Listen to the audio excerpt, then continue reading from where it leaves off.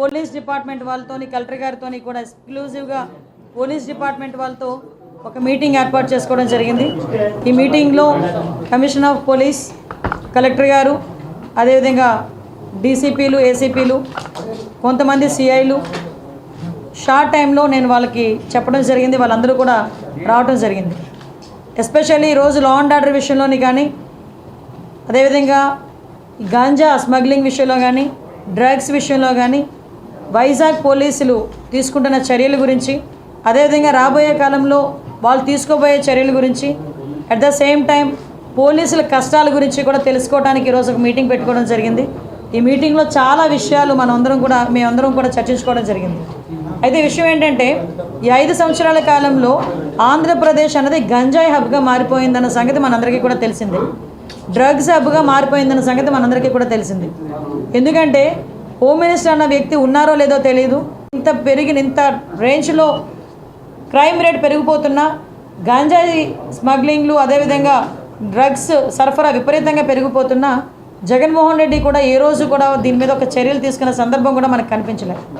అయితే ఈరోజు ఒక రెస్పాన్సిబుల్ చీఫ్ మినిస్టర్గా చంద్రబాబు నాయుడు గారు కానీ, మంత్రులుగా ఉన్న మేం కానీ, ఎమ్మెల్యేస్గా ఉన్న మిగతా ఎమ్మెల్యేస్ కానీ ఈరోజు పర్టికులర్గా ముఖ్యంగా విశాఖపట్నం లాంటి ఒక బ్యూటిఫుల్ సిటీలో ఈ గంజాయి అన్న దాని మీద ఉక్కుపాదం మోపాలి అన్న కాన్సెప్ట్ మీద ఈరోజు మేము చర్యలు తీసుకోవడానికి సిద్ధపడ్డాం.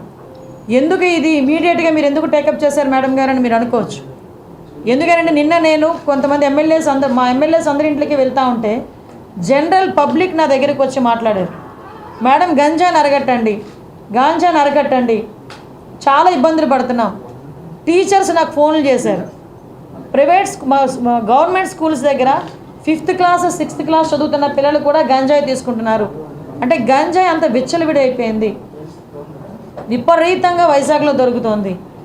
ఒక ఎమ్మెల్యే స్థాయిలో ఉన్న ఒక వ్యక్తి ఏమని చెప్పాడంటే, గంజా వైజాగ్లో ఈవినింగ్ పూట ఆఫ్టర్ 8 కొన్ని ప్లేసెస్కి వెళ్ళడానికి మేము భయపడుతున్నాం. కొన్ని ప్లేసెస్లో ఎస్పెషల్లీ గంజాయి బ్యాచ్ ఉంటున్నారు, వాళ్ళు మా మీద తిరగబడుతున్నారు, కొడుతున్నారు, చంపుకోవడానికి కూడా సిద్ధపడుతున్నారు. ఎంత మేరకు క్రైమ్ రేట్ పెరిగిపోయిందంటే, ఎంతో ప్రశాంతమైన విశాఖపట్నంలో హత్యలు వింటున్నాం, నడి రోడ్డు మీద నరుక్కోవడం విన్నాం. సో ఇటువంటి సిచ్యువేషన్ అన్నింటినీ అరికట్టాలంటే మూలాలని మనం వెతుక్కోవాలి. మూలాలైన ఈ గంజాయిని, అదేవిధంగా డ్రగ్స్ని కంట్రోల్ చేసే పరిస్థితి మనకి రావాలి. ఈరోజే గంజాయి గురించి, డ్రగ్స్ గురించి మాట్లాడుతున్నప్పుడు అనేకమైన ఇష్యూస్ నాకు బయటపడినాయి. అంటే నేను అంటానంటే ఎక్కడ ఈ గ్యాప్ నడుస్తుంది, మనకి సోర్సెస్ కట్ అయిపోయాయని అఫీషియల్స్ చెప్తున్నారు. సోర్సెస్ కట్ అయిపోయినా కూడా రోజుకి ఎందుకు ఈ డ్రగ్స్ కేసెస్ కానీ, గంజాయి కేసెస్ కానీ పెరుగుతున్నాయి? మీకు తెలుసా, ఈరోజు వాళ్ళు ఇచ్చిన రిపోర్ట్ ప్రకారం చూస్తే 1252 మంది ఈ రోజుకి జైల్లో ఉన్నారు. మన గంజాయి కేసులో పట్టుబడిన వాళ్ళు ఆంధ్రప్రదేశ్లోనే మొట్టమొదటిగా, మిగతా జిల్లాలన్నీ కలిపి 385. అంటే వైజాగ్లో గంజాయి సరఫరా ఎంత దారుణంగా జరుగుతుందో మీరు అందరూ అబ్జర్వ్ చేసుకోవచ్చు. ఇది నేను డిపార్ట్మెంట్ వాళ్ళు ఇచ్చిన నోట్. ఇది నాకు నిజంగా ఆశ్చర్యం అనిపించింది నోట్ చూస్తే. 1230 మంది ఆల్రెడీ జైల్లో ఉన్నారు. మొత్తం ఏంటి, మన ఒక్క విశాఖపట్నం జిల్లా, మిగతా జిల్లాలు అన్నీ కలుపుకొని 385 మంది. ఇది రిపోర్ట్ పోలీస్ డిపార్ట్మెంట్ వాళ్ళు ఇచ్చింది. అంటే ఎంత మేరకు మనకి ఇక్కడ గంజాయి అన్నది సరఫరా అవుతుందో తెలుసు. మనం ఎంత దారుణమైన సిచ్యువేషన్ అంటే, అరే గంజాయి ఈరోజు వరకు నిర్మూలన చేయడానికి 5 సంవత్సరాల కాలంలో కనీసం ఒక రివ్యూ కూడా పెట్టలేదంటేనే విచ్చలవిడితనం ఎక్కడ పెరిగిందో మనకు అర్థమవుతుంది. ఆఖరికి వైఎస్ఆర్సీపీ నాయకులు కూడా గంజాయిలు అమ్ముకోవడంలోని, గంజాయి వ్యాపారంలోనే ఇన్వాల్వ్ అయిపోయారు. కాబట్టి వాళ్ళు అసలు దీని మీద కనీసం దృష్టి పెట్టలే.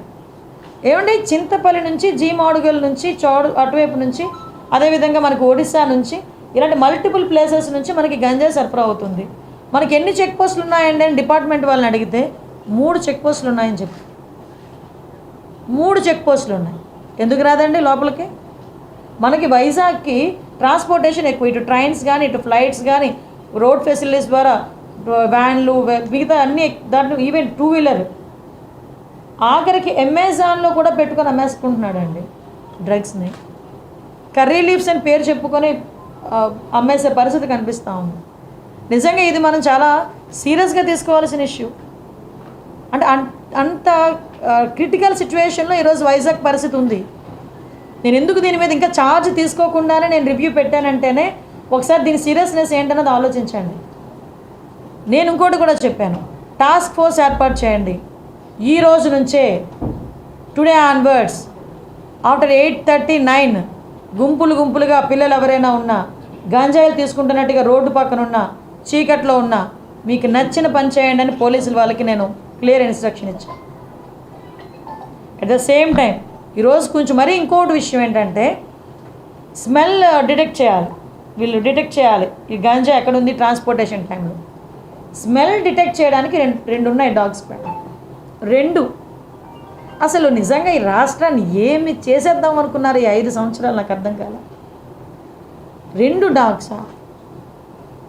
కనీసం వాళ్ళకి ఇంకొకటి ఏంటంటే పోలీసులు చెప్తా ఉంటే బాధ అనిపించింది, సీజ్ చేసిన వెహికల్స్ని వేర్ హౌస్ అనేది కూడా లేదు ఈరోజు వరకు.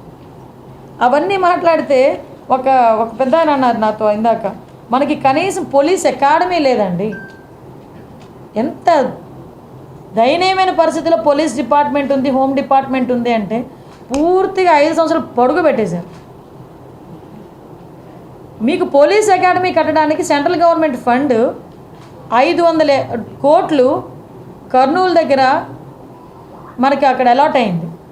ఆ డబ్బులు ఏమండి అంటే ఏమో.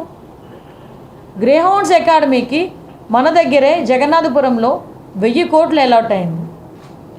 వర్కులు జరుగుతున్నాయా అంటే తెలియదు. ఈరోజు వరకు అది ఎక్కడుందో కనిపించలేదు ఈ 5 సంవత్సరాల్లో. అంటే ఎలాగ పోలీసులు వర్క్ చేస్తారు?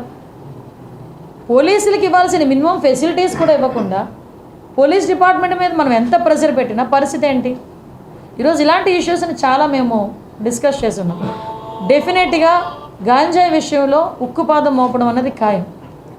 గంజాయి విషయంలో బతికేద్దాం, గంజాయితోనే వ్యాపారం చేసేద్దాం అనుకున్న ఎవరైనా ఈ రోజుతో క్లోజ్ చేసుకోండి. దీని మీద పర్యవేక్షణాలు చాలా సీరియస్గా ఉంటాయి. గంజాయితో దొరికితే ఏదో పాపం ఎంత దారుణం అంటే 18 నుంచి 25 సంవత్సరాల లోపు ఉన్న వాళ్ళు ఎక్కువ మంది ఈ గంజాయి ట్రాన్స్పోర్టేషన్లో. వాళ్ళు చెప్తూ ఉంటే బాధ అనిపిస్తుంది. ఒకరోజు నేను అక్కడ కూడా ఒకసారి సెంట్రల్ జైలు కూడా ఒకసారి వెళ్ళి చూస్తాను ఒకసారి వెళ్ళి. అక్కడ కడుపుతో ఉన్నవాళ్ళు, ప్రెగ్నెంట్ లేడీస్, చిన్న పిల్లలు, వాళ్ళందరూ కూడా ఈరోజు 1200 మంది జైల్లో ఉన్నారంటే ఏంటి దాని పరిస్థితి ఏంటి?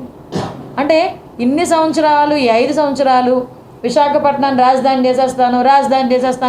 చేసేస్తానని మాట్లాడి ఏందయ్యా రాజధాని చేసాం అంటే గంజాయికి రాజధాని చేశాం, డ్రగ్స్కి రాజధాని చేశారు.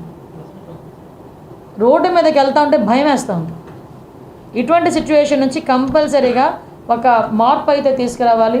ఆ మార్పు తీసుకురావడానికి వైజాగ్ ప్రజల్ని కూడా నేను సపోర్ట్ కోరుకుంటున్నా. డెఫినెట్గా పోలీస్ వాళ్ళకి సపోర్ట్ చేయండి.